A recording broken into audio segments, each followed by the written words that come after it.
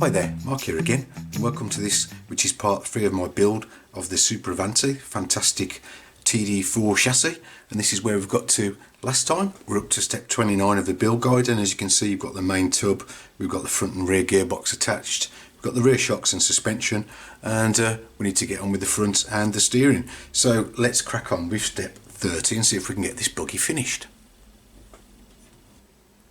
So step 30 is the front arms, and for this we need to open parts bag E. I think this is the last parts bag in the kit, and you need these metal bars, you need these D5 parts, which are the arms themselves, and as you can see they're both exactly the same.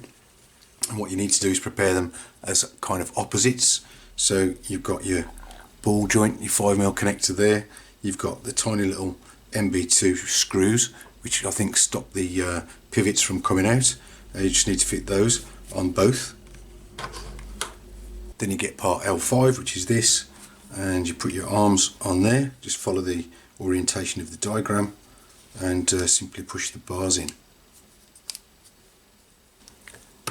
And that step is as easy as that. Step 31 is another simple step, which is attaching the bumper. So again, follow the alignment with the diagram, get your bumper part, and that make sure you slide the holes over those pins, and that holds that in place. And it's just a case of fitting the two tiny little 6mm screws. In step 32 we're going to fit that part we've just made up onto the chassis, and the important thing here is just to make sure you get the right screws in the right place.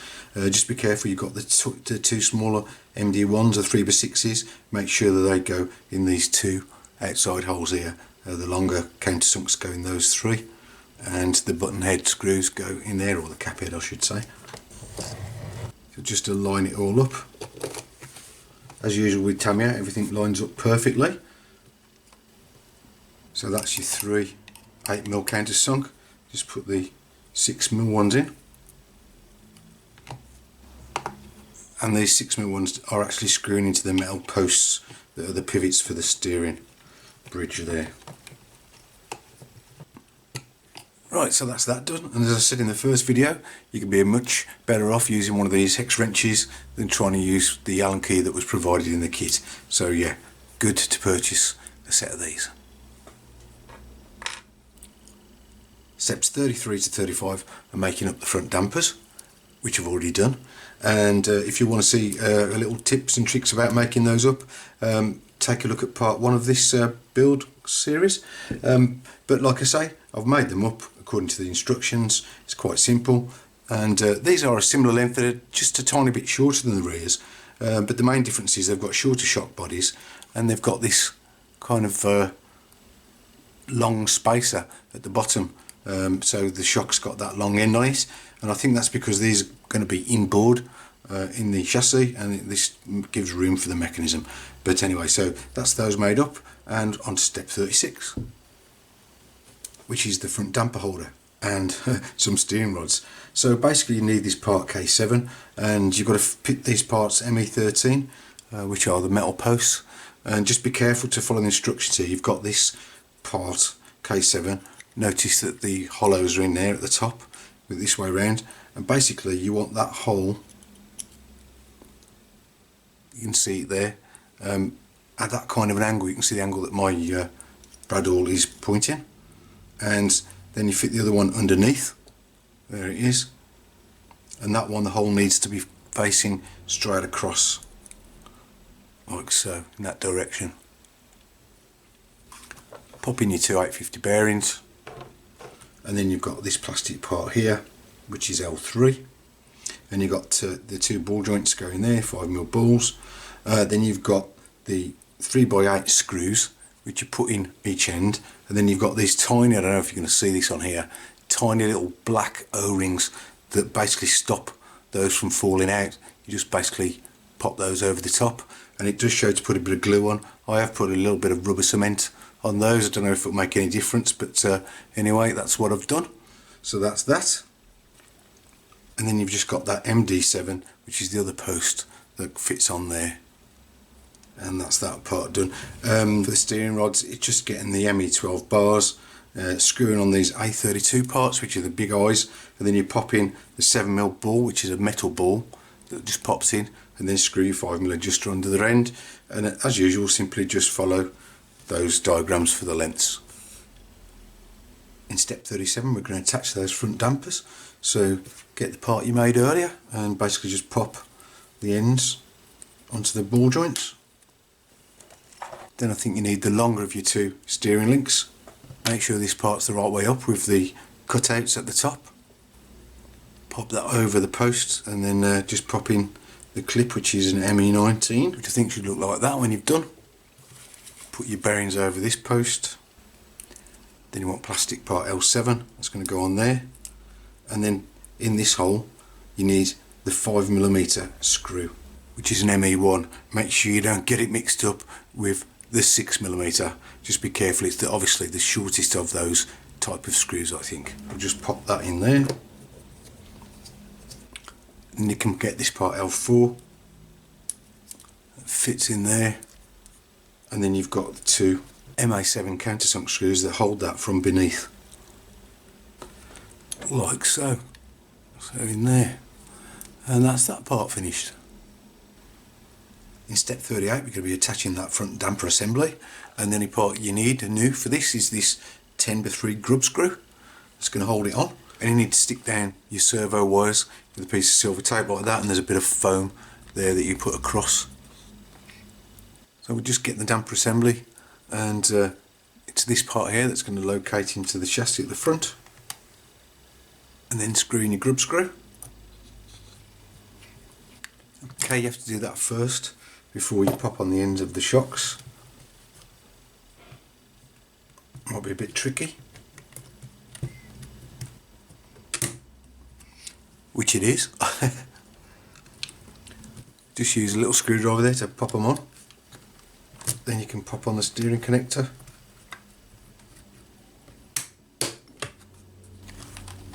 Then you've got the two screws in the end of this bracket that's going to hold this down. So that's the end of that step. Step 39 is attaching the link rods, and you've got to make two up. There's one of them. For that you need these parts A33 and parts A3 and a 3x15 grub screw. So screw that into one of your A33s, pop on your A3s, and then screw the other A33 on. As it shows here, you've got to put the other steering rod on, which I've done there. Simply pops onto the servo, and then you've got the pin that goes through the metal post. You've got the front body mount, which is just held on by two tiny little self-tapping screws, and you can get your link rod, pop it onto the lower wishbone and then onto the shock pivot, like that. Right, just get the other one done, and that's that step done. So the next job in step 40 is making the front uprights. Obviously there's a left and a right, and this is the left one that I've already done. You can see that's where the steering is going to work, like that. And we'll just put together the other one. Obviously they're kind of mirror images of each other. They use the same parts, which is your C1 and your C2, which are these parts. And again, you've just got to be careful to follow the alignment of the parts with diagrams. So for this one, it needs to be that way round. So we need to put this ball joint from underneath. And don't go crazy over tightening these because it will spin round in the plastic. Yeah, so just nip that up. And then you've got your dust cover that goes over it. Then you've got to get this neoprene bushing and cut it in half. The half of one of these is going to go in the wheel shaft. In there like so, with the 1050 bearing. That just goes through there. And as you can see here, it shows using the 8mm screw and the two plastic spacers, and I think that's the steering lock, or stops the steering lock. And I'm not going to be putting that on mine because I'm going to use my radio to restrict the amount of steering I get, so I'm going to leave those out. So it's simply a case of putting your 5mm ball joint into that hole there. Then we need to insert that, and we need to use the two kingpins, which are ME14s, and one goes in the top and the other in the bottom. And there are your two front uprights. In step 41 we're going to attach those uprights. I've already done the one side, as you can see. It's a simple case. Getting your 27mm shaft, that's going to go through here. So just locate that. Push it through and then just hold it in with the tiny little screw, 2.6mm wide. Get your drive shaft, locate that in the cups. Pop on the top arm. And then your steering linkage goes from underneath. Pop that on. And that's your front suspension done. So step 42 is attaching the front fender stays, it says. So those little brackets, which are D7, which I've done. You can see them there. One on each side, it's just the two cap screws, tiny little things. And I've already put the tie rods on. So moving through the manual, the next step is 43, which is putting the electronics in. And then we're on to doing the driver figure. But I just want to get this chassis finished, so step 45, putting the tyres on. Simple case of just levering them over the wheels, and yeah, so 4 of those. But I'm not going to be using those. I'm going to be using these because I've bought a set of these. I think they're Absima flat dish wheels, black dish wheels, and you can see they're about the same size. They were advertised for the TT02 as replacements. So as these are the same as TT02 wheels, looks like they're going to do the job, and they are extremely cheap for the set of 4. Here they are. And I do like the tyre pattern and the softness. They really are quite soft and grippy, and they come pre-glued and with foams fitted. So, and these were about £12, would you believe, for the set of 4. And you might be thinking, well, why is he going for those? Well, I'll tell you, it's because I'm not going to go box art, and this hopefully will fit in with my paint scheme. I'm not going to give anything away yet, but it's not going to be, there's not going to be any yellow in it. That's a start, so that's why I'm not using these. Anyway, let's get these on the chassis, and I'm going to call that finished. I think we all know how to put these wheels on now. Basically, you've got to put your bearing in the carrier there, and it's just the little pin that goes through the shaft. The 12mm hex adapter goes over that pin, and we just align up so it fits over, and put on our lovely aluminium blue anodised lock nut. 1 down, 3 to go. So there we have it. I'm calling that finished. I do think it looks rather good with those black dish wheels on. It's going to suit my paint job, I think. And I've got to say, I've really enjoyed putting this together. It's gone together really nicely. I haven't really had any problems.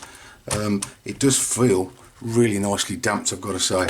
If you drop it, it's a nice feel to that chassis. It is quite heavy, I'll say, but I'm looking forward to getting this one going. But obviously first I've got to get that bodywork done. So I'm hoping you're going to join me and see what I come up with on the next video.